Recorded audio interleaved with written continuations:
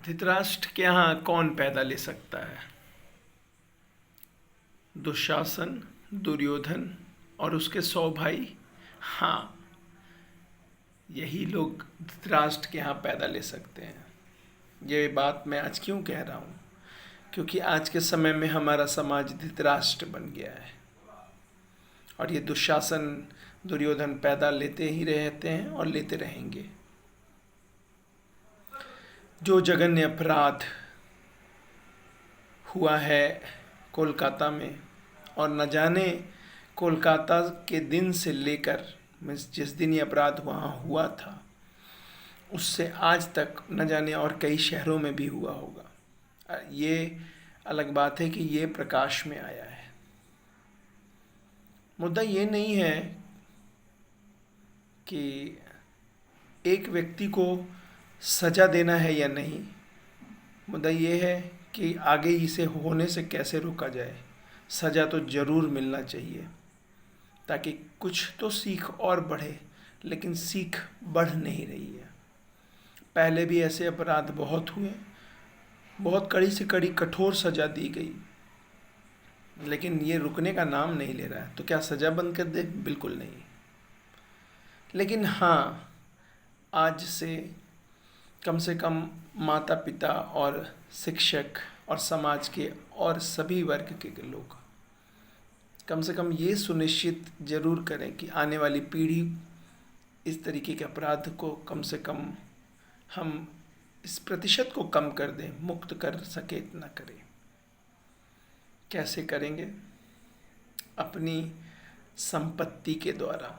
अपनी संपत्ति, हाँ, विचार एक संपत्ति है और इसी विचार के द्वारा, क्योंकि हमारे अंदर ही वो विचार पनप गया है कि जीवन का मूल्य उद्देश्य फाइनेंशियल ग्रोथ है।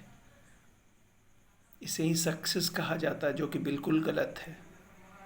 और दूसरा, लाइफ इज़ फॉर एन्जॉयमेंट। नहीं, यही एन्जॉयमेंट तो ले डूबा जो हमें दिख नहीं रहा है। अपने आप को उत्कर्ष की प्राप्ति करवाना लाइफ है। इस विषय में बाद में बात करेंगे।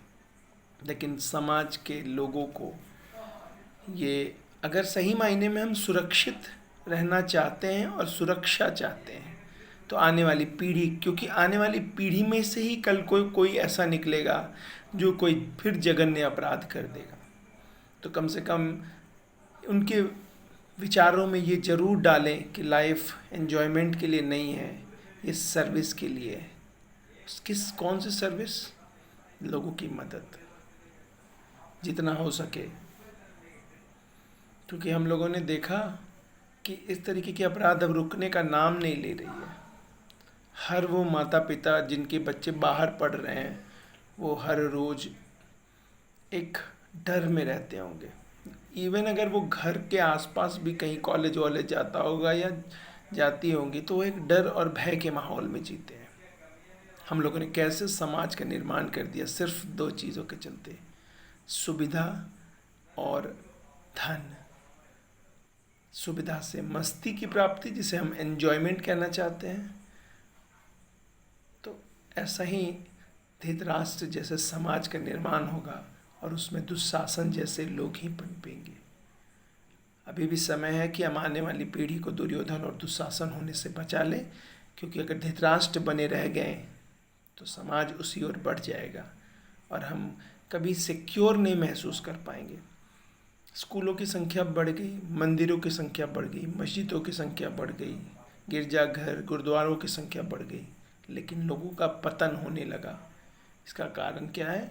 सिर्फ और सिर्फ अपने विचार के रूप की सबसे बड़ी संपत्ति को हम लोगों ने खो दिया और सिर्फ विचार को गंदा करते चले गए। आपको क्या लगता है, अगर अभी के समय में कानून व्यवस्था और प्रशासन को हटा लिया जाए तो ऐसे अपराधों का गिनती कर नहीं पाएंगे? क्योंकि बहुत सारे लोग तो सिर्फ इसलिए डरे हुए हैं। वो वैचारिक रूप से बहुत लोग हैं जो सिर्फ डर के कारण रुके हुए हैं। हमें ऐसा समाज का निर्माण तो नहीं चाहिए था।